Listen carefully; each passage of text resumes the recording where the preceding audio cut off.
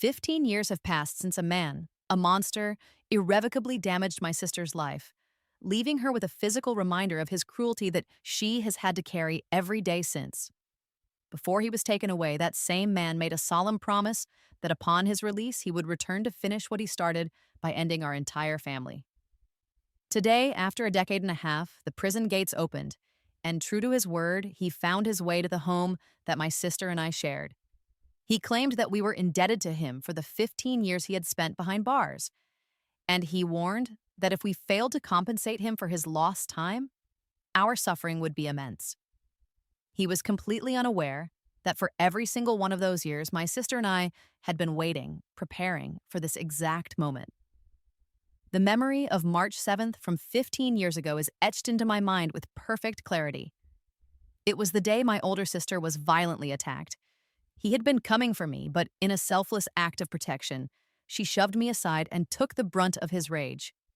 All I could do was stand there, paralyzed by a fear so profound that it felt like my feet were cemented to the pavement, watching as he tore her clothing to pieces.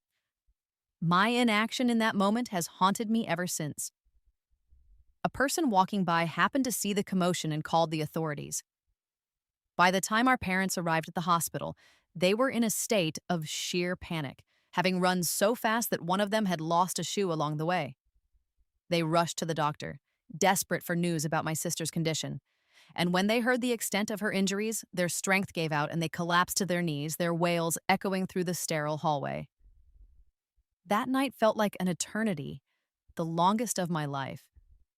The police tried to question me about what had occurred, but I was consumed by sobs, unable to form a coherent thought, let alone a sentence. The only words I could manage were a fragmented account. A man. He ripped her dress. She was crying. My mother pulled me into a tight embrace, her own tears mixing with mine as she pleaded, "Don't say any more, Anna. Please don't say any more." It felt as though every word I spoke was another turn of a knife in her heart. She blamed herself, repeating over and over, "I should have driven you to school. I should have been there. It's all my fault." Her hug tightened, her warm tears falling onto my cheeks. Through the blur, I saw nurses wheeling my sister out on a gurney. She was covered in cuts and bruises. Her eyes were covered with thick bandages, and a line of dark stitches closed a wound on her lip.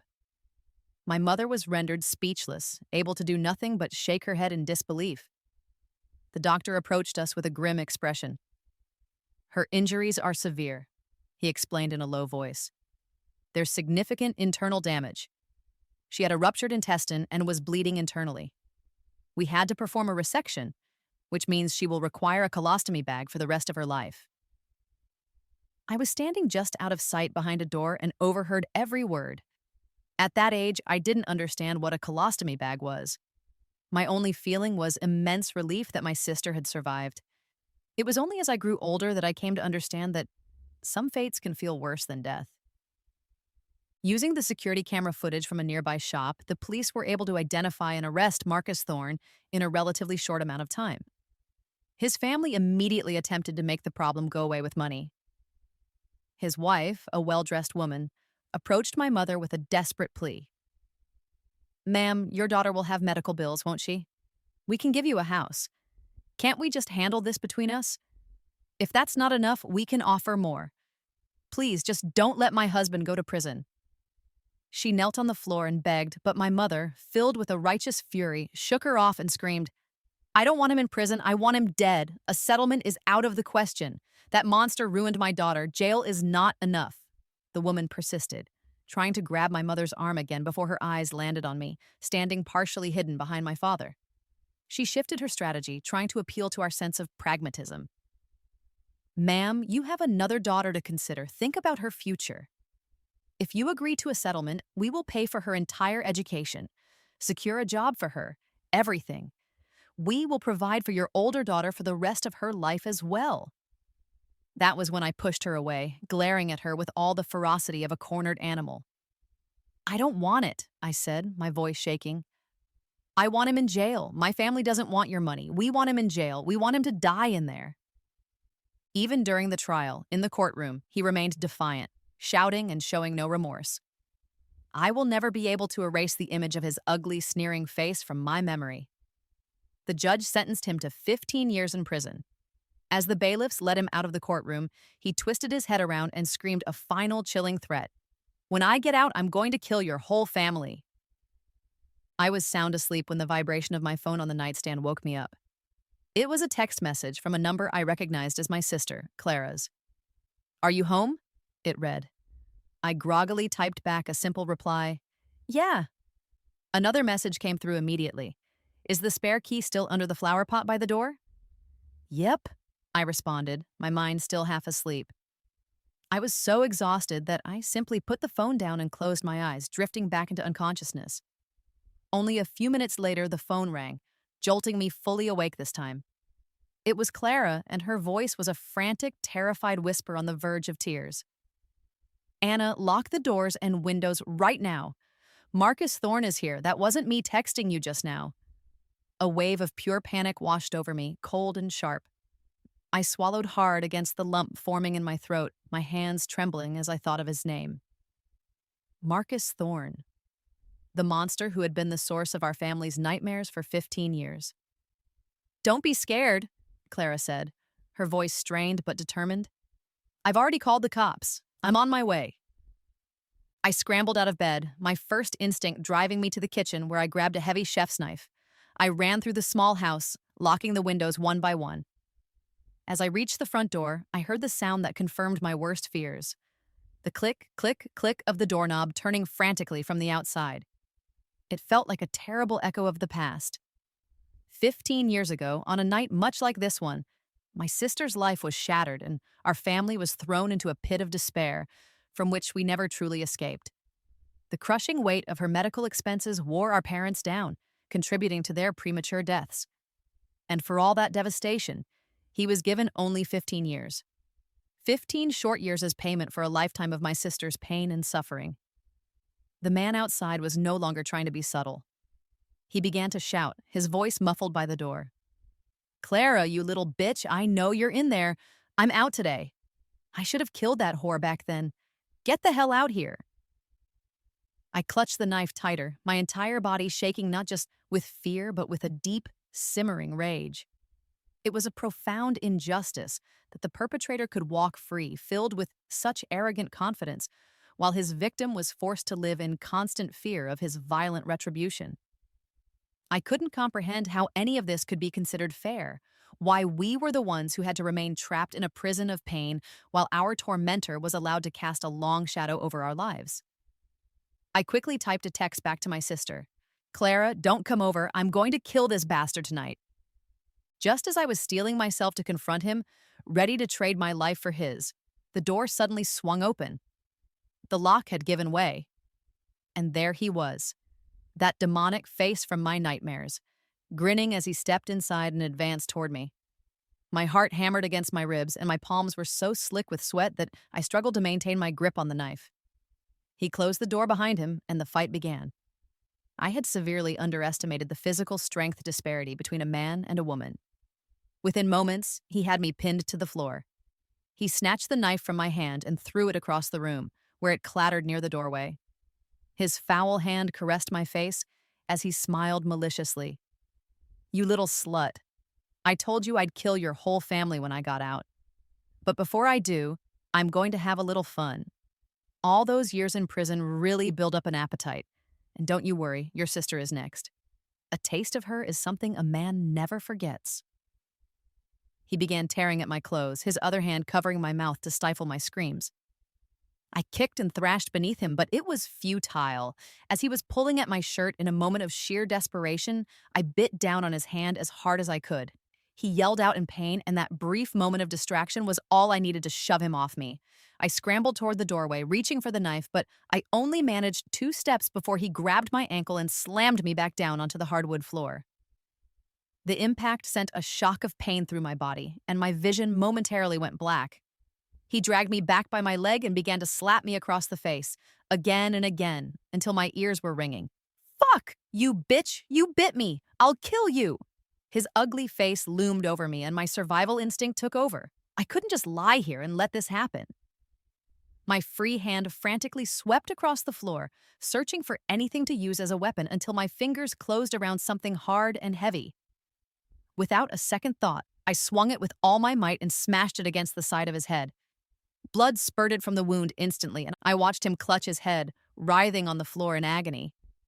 In that moment, my thoughts flashed to what he had just tried to do, to all the years of suffering my sister had endured, and to the fact that this monster had never faced the ultimate penalty for his crimes. Tears blurred my vision. 15 years ago, my fear had cost my sister everything, condemning her to a life lived in the shadows. Now, after all this time, the demon who had destroyed our family was right in front of me, vulnerable. A wave of pure hatred washed over me, extinguishing my fear. I ran back to the doorway, grabbed the knife, raised it high above my head, and lunged toward him. Just as I was about to bring the blade down, the front door opened again. The first thing I saw was my sister's pale, determined face. The police arrived about half an hour later. Marcus Thorne was gone, but a large, dark pool of his blood stained the living room floor. They sealed off the area with yellow tape, treating it as a crime scene. As both the victim of the break-in and the primary witness, I was taken to the police station. Marcus's wife was also called in. When she learned that her husband might have been injured, her expression twisted into one of rage, and she looked as if she wanted to tear me apart, even demanding that the police arrest me on the spot. The officers completely ignored her. The situation was clear. A man with a prior conviction for a violent crime breaks into his victim's home late at night with obvious malicious intent. Even if something had happened to him during the ensuing struggle, my actions would be considered self-defense. "That little bitch killed my husband," she shrieked. "How can someone so young be so vicious? With all that blood, he has to be dead. What are you waiting for? Arrest her." The police paid her no mind, though they still had to follow protocol. A female officer gently draped a jacket over my shoulders, hiding my torn clothes from view, and stood protectively in front of me. "We only found a pool of blood at the scene, ma'am, not your husband's body," she said calmly to the hysterical woman. "We still need to investigate whether he is alive or dead. Your husband has a criminal record, and he broke into a young woman's home in the middle of the night. Once we locate him, he will be detained for questioning as well." But his wife was convinced the police were biased against her. She began to cause a scene in the middle of the station. "I don't care. Are you just going to let her go? My husband could be dead, and you cops, instead of seeking justice for him, are protecting the killer. Is there any justice in this world?" A senior officer finally warned her to be quiet, and she begrudgingly settled down. A veteran detective, Detective Evans, led me into an interview room. His sharp eyes were fixed on me as he asked, "What happened? Where did Marcus Thorne go?" I answered in a calm, steady voice. "He came here for revenge because I helped send him to prison. He also tried to assault me. I injured him while we were fighting, and he ran out the back window before you arrived." Detective Evans looked at me with a hint of apology in his eyes. "I'm sorry, but procedure requires us to ask these questions." He then showed me a printout of the text message exchange between my sister's phone and mine. "You're a suspect. Murder is a crime." I met his gaze without flinching. "But I didn't kill anyone. I only injured him." My composure remained, but my hands tightened their grip on the sleeves of my jacket. "If your daughter was violated when she was 12 years old, and her attacker was only sentenced to 15 years, and then he broke into your home again after his release, should I have just stood by and done nothing? I didn't kill anyone. I only injured him," I repeated firmly. The detective paused, folding his hands on the table. "Your sister texted you saying she was coming over, but you were the only one at the house. Where did she go? Make a victim face her attacker? Why would I ever allow her to come here?" I offered a small, sad smile. "I didn't kill anyone. His wife is out there screaming that I'm a murderer." "Does she have any proof?" She had none. I slowly removed the jacket the officer had given me, revealing my ripped clothing, the fresh bruises on my face, and the red marks forming around my neck. "But I have proof that he broke in and tried to rape and kill me." Detective Evans looked away for a moment. The female officer sitting beside him saw my condition and gently pulled the jacket closed again, patting my shoulder in a comforting gesture. They had no evidence that I had killed him. The blood on the floor only proved that I had injured him while defending myself, but the marks on my body and my torn clothes were powerful evidence that Marcus Thorne had intended to do me grave harm. I looked up at the security cameras in the corner of the room and, without any outward emotion, recounted the entire ordeal, as well as all the pain my family had been forced to endure because of that animal. I explained that Marcus had become desperate because, in the 15 years he was incarcerated, his wife and son had squandered all of their family's money. He came out of prison wanting two things: revenge and money. He demanded that I compensate him for the 15 years he had lost. I admitted that I may have wanted to kill him in that moment, but I was aware that murder is illegal and he simply wasn't worth it. I also informed them that his family had followed my sister and me on multiple occasions, and I suspected they were planning to retaliate against us. I asked them to please investigate them thoroughly. I told them about how they had come to our door to scream at my sister, and how his son, Daniel, had even caused a scene at our parents' memorial service, yelling that I had ruined his father's life and that my sister had seduced him. It was a ridiculous accusation. My sister was only 12. Just because she was a kind and gentle person, they thought they could bully and humiliate her without consequence. I will never forget the disgusting look on Daniel's face that day. I wanted to take a knife and cut him into pieces to feed to the dogs, but I couldn't. I still had my sister to look after. If I went to jail for murder, what would become of her? With no evidence to hold me, the police told me I could go home, but that I needed to remain available for further questioning.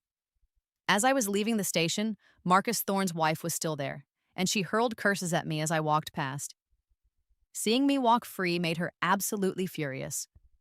When I got home, Clara was already there, waiting for me on the sofa. She was smiling, an expression of deep satisfaction on her face that I had never seen before. "Is it all done?" she asked quietly. "It's done," I replied.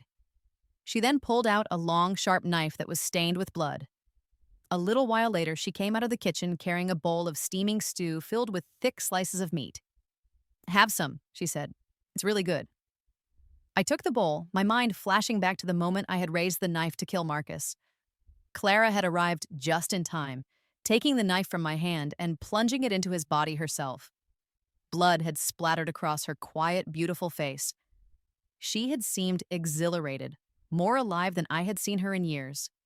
There was no fear in her eyes. She had simply told me to stand back so I wouldn't get any blood on my clothes. "This is our chance," she had said. "We can claim we killed him by accident, in self-defense. The police won't convict us." It was as if she had finally found a way to be free of him without having to pay the ultimate price. In 15 years, the one thing that had not been eroded from my gentle, quiet sister was her profound hatred. Her eyes were so bright, brighter even than they were on the day she had protected me all those years ago. They were so bright that I couldn't bring myself to refuse her. "You stay out of this," she had insisted. "Let your sister handle it. You have a bright future ahead of you. Don't ruin it for this piece of trash." The truth is, Clara was a brilliant student. If that incident had never happened, her life would have been completely different. When she returned to school after being discharged from the hospital, vicious rumors spread that she had seduced a married man, that she was promiscuous. Clara couldn't bear the strange looks and whispers from everyone, so she dropped out of school and became a recluse, rarely leaving the house until after our parents passed away. The person who started those rumors was Marcus Thorne's son, Daniel. I have spent countless hours wondering what would have happened if we hadn't taken that path home that day, if our parents had been there to drive us as they usually did. What if I hadn't frozen in fear and had run for help immediately? Would my sister have suffered the same fate? Would my parents have died so young from the stress and overwork of trying to keep our family afloat? But there are no what-ifs in the real world. You can't turn back time or redo the past. As my sister had raised the knife to strike him again, I snapped back to the present and stopped her. "Clara, let's think about this. Let's find another way." But she was resolute. The man who had ruined her life was right there, helpless before her. She couldn't let him go. She would rather die with him than let him escape. It was then that a perfect, intricate plan began to form in my mind. "Clara, we can hide him," I said. "Hide him somewhere no one will ever find him. We'll make it look like he was seriously injured and managed to escape, and then we'll let him bleed to death somewhere remote. Marcus was hurt, but he wasn't unconscious. When he heard what I was proposing, he began to struggle, his eyes wide with a sudden, pleading terror. He was begging me to spare his life. Look how pathetic he is, Clara sneered. He's scared. I was scared too. Did you stop? You destroyed my family. I want you to pay with your blood. I wouldn't let him go, and neither would Clara. Together, we moved him onto a utility cart from the garage and wrapped duct tape tightly around his mouth. I couldn't afford to live in a nice neighborhood, so I rented a small house in the suburbs. The one advantage was that the area was sparsely populated, with no security cameras around. A few miles away, a smooth mountain road led to a stretch of desolate, uninhabited wilderness. Clara was in charge of taking him there.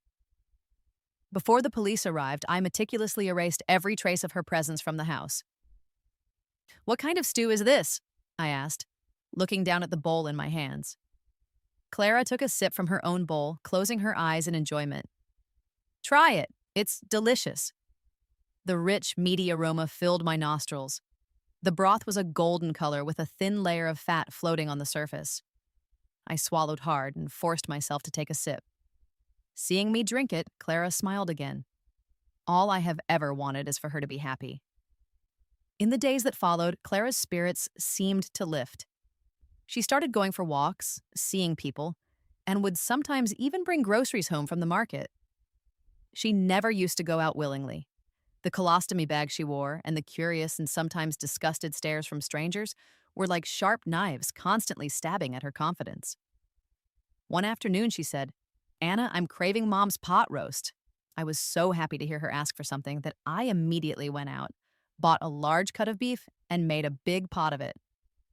Clara ate with genuine enjoyment, but after she had finished her bowl, she said something that sent a chill down my spine. "I wonder if human flesh would taste good in a pot roast."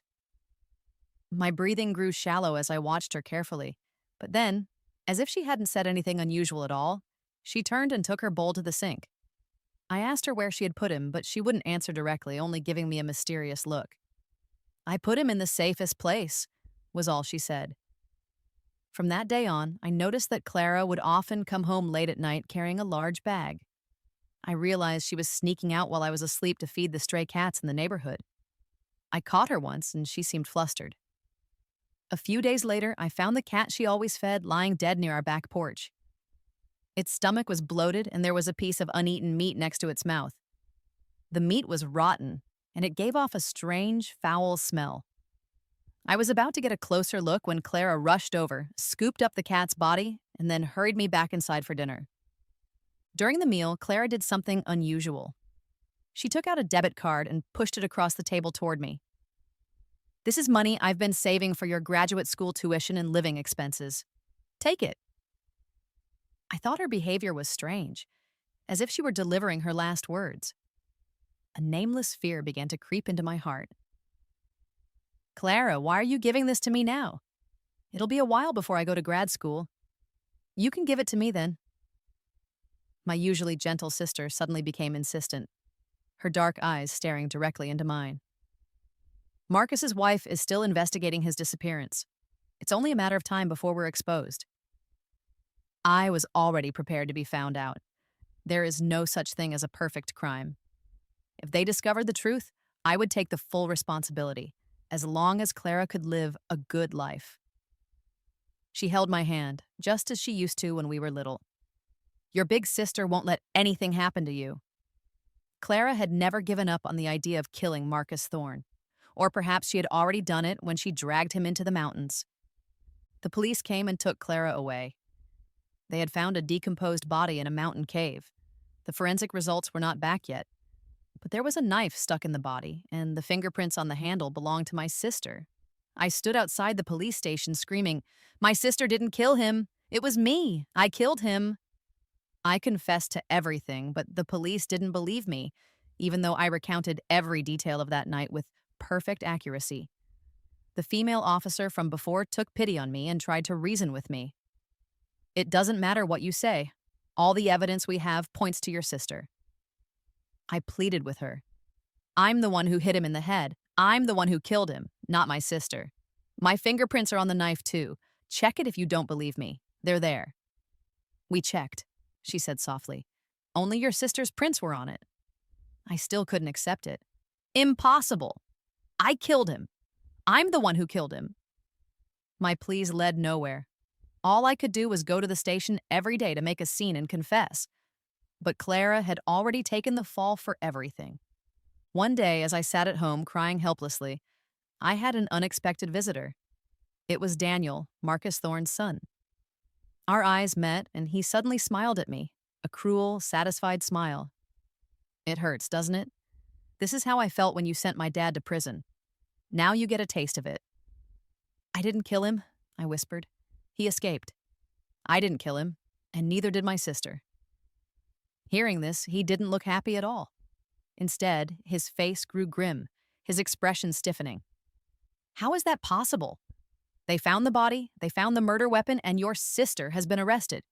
You've even been trying to confess for her. And now you're telling me you didn't kill him? I broke down crying. If I don't say that, what am I supposed to do? Just watch my sister die? He looked stunned, as if his brain had short-circuited. I was still sobbing, repeating myself over and over. I didn't kill him. He's alive. He's alive. Why won't he come out? Why won't he show himself? That body isn't him. It's not him. I don't know when Daniel left.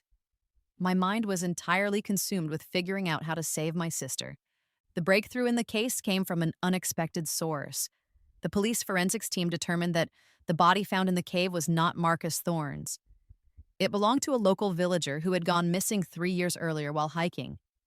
The case was at a standstill again.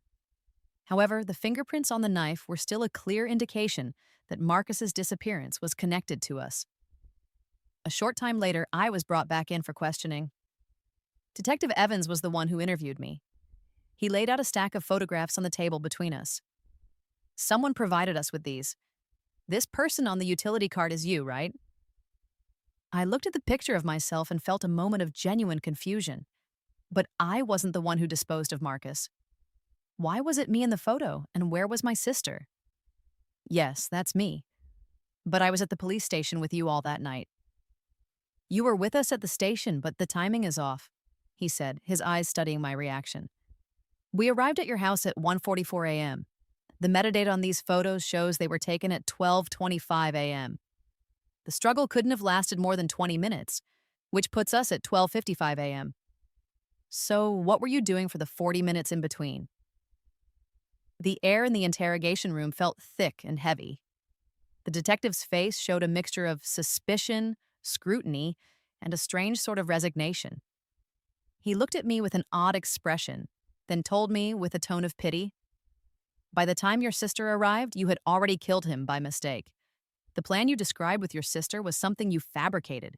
Your sister was never involved. Everything you told us before was a lie." His words left me stunned. What did he mean my sister wasn't involved? What did he mean I was the one who killed Marcus? A sharp pain shot through my head, and I instinctively raised a hand to my temple. But as I lifted my hand, I saw that I was clutching a piece of rotten meat, the same kind I had seen next to the dead cat's mouth. I screamed, shaking my hand in horror. I didn't kill anyone! I grew frantic. I didn't kill anyone! Marcus Thorne isn't dead. He just ran away. He ran away. My terrified face was reflected in the detective's glasses. Why does the abuser get to live while the victims are covered in scars? Why wasn't he sentenced to death? Why? I lost my father, my mother, and my healthy sister. Why does his family get to haunt us like ghosts? Even if I did kill him, what's wrong with that? The female officer tried to approach and calm me down, to talk to me about the law. The law will give you the justice you want. It won't let any bad person go free. I slapped her hand away and roared, "Liar! You're all liars!" 15 years ago, I lost my beautiful, healthy sister. 5 years ago, I lost my parents. Our entire lives were destroyed by that monster. Why is it a crime for us to seek revenge? Why didn't the law give us the justice we deserved? Even if he couldn't get the death penalty, we would have been satisfied if he had just rotted in jail for life. 15 years. After just 15 short years, he was out again, hurting us again. When he tried to hurt us, why didn't the law step in to help? The female officer, who was a mother herself, looked like she wanted to say more, but Detective Evans stopped her. "You say you didn't kill him," he said calmly. "Then where is Marcus Thorne now?" I looked up at his words, my eyes filled with a flicker of confusion that quickly vanished. "He ran away. I had just gotten him to the mountain when he escaped. I was too scared to look for him, so I came back." My sister was released without charges, and I was temporarily detained. She wanted to visit me during that time, but I refused to see her. Marcus Thorne's wife called the station. Daniel wasn't with her. The second she heard my voice on the line, she started viciously cursing me. "You're a curse!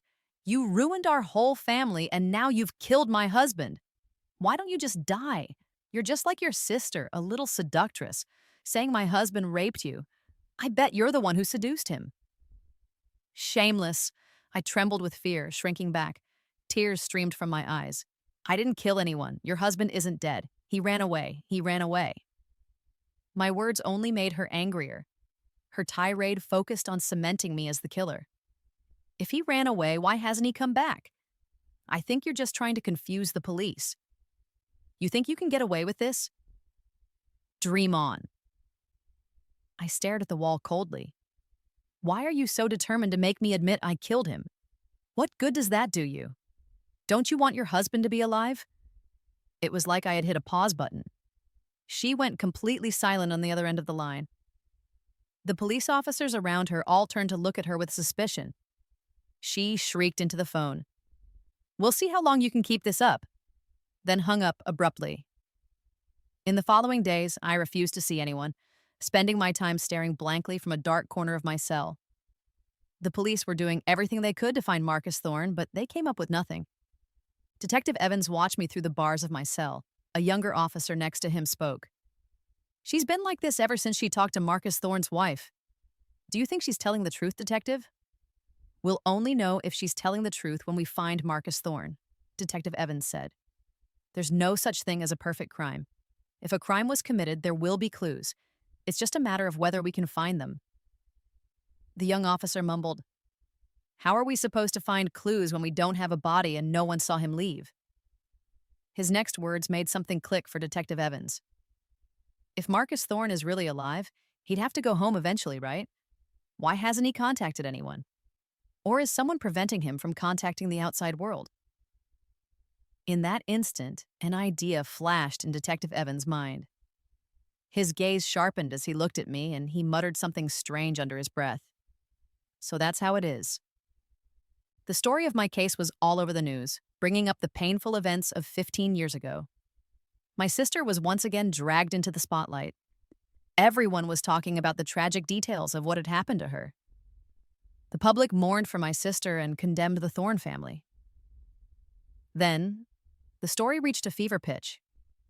They found Marcus Thorne's body. He had drowned in a river. He had a head wound and other injuries that hadn't fully healed, but the coroner determined that none of them were the fatal blow. The time of death was estimated to be within the last few days. But I had been in police custody for days. I had no opportunity to commit the crime. Everyone was stumped. The internet exploded with people saying he got what he deserved.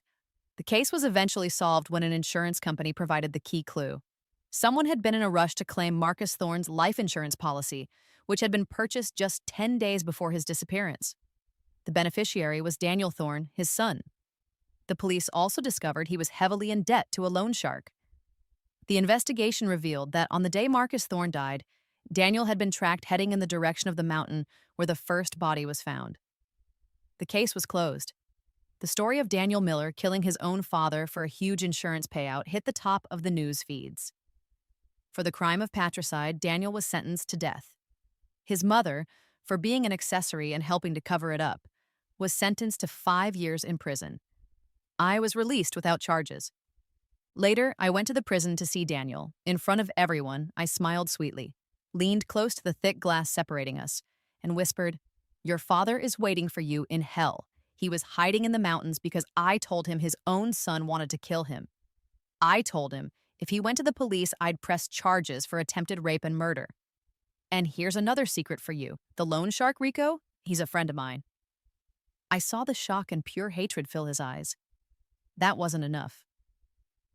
I knew you were hiding in the closet at my house that day, I continued. My sister was just acting when she said she didn't want to be a burden and told me to buy a huge insurance policy on her so the money would be mine when she died. You were desperate and you took the bait. You killed your own father. You see, monsters are all born from the same litter. He started pounding on the glass like a madman, screaming, "Bitch, you bitch! I'll haunt you when I'm dead." I never lost my memory. It was all a performance, orchestrated by me and my sister. We knew Marcus was coming that night, and we deliberately confused the police. Clara was with me the whole time. I was the one who rode the utility cart to the mountains with Marcus alone. Then I returned home before the police arrived and began my act. Months earlier, while I was out sketching in the hills, I accidentally discovered the skeletal remains of the person who had fallen to their death. It gave me a much better idea. Months later, Clara planted the knife used to wound Marcus on that skeleton and took my place in custody. At the same time, I was shouting to some that I was the killer while telling Daniel that I wasn't, planting a seed of doubt that would drive him to action. Drowning in debt and wanting his father dead, he would naturally become suspicious and go looking for him. Just as I expected, he really did kill his own father for the money. My sister and I had been planning this for years. Daniel was used to a lavish lifestyle and couldn't handle being broke. I found Rico and had him persuade Daniel to take out high-interest loans. Rico was a good man. When he heard about my family's situation, he helped me without a second thought. Daniel often couldn't make payments and would get beaten up, which only fueled his resentment. When we knew he was hiding in our closet, Clara and I played our parts perfectly. After he heard our conversation about the insurance policy, I knew he was hooked. His plan was for me to kill his father, allowing him to collect the money without getting his hands dirty. But I told Marcus about his dear son's plan. He was scared of prison and of death, so he ran into the mountains to hide. Even the photos used as evidence against me were taken by my sister and me. Everything else unfolded just as we planned. When I was released, Clara was waiting for me at the gate. She held out her hand and smiled. "Let's go home together." I looked at my sister, and for the first time in a long time, I felt like I could see a bright future. We took our money and prepared to leave that city forever to start over. As we were about to board the train, I saw Detective Evans standing at the station entrance. Clara instinctively pulled me behind her, but I moved in front of her instead. He wasn't in uniform. His sharp eyes were fixed on me. "There's no such thing as a perfect crime," he said, his voice low. I squeezed Clara's hand, pretending not to understand.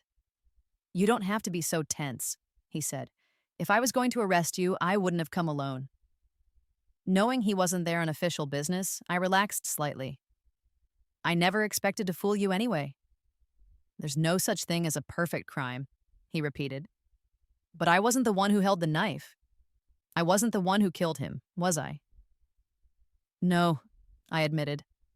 "And I didn't force Daniel to take out loans or buy that insurance policy." "No," he agreed. I watched the people coming and going in the busy station and glanced at my sister, who was clutching a bag to her chest. Inside were the last photos we had of our parents. "So why are you stopping me?" I asked. He looked at me for a long moment. "I just wanted to tell you that sometimes there's humanity beyond the letter of the law."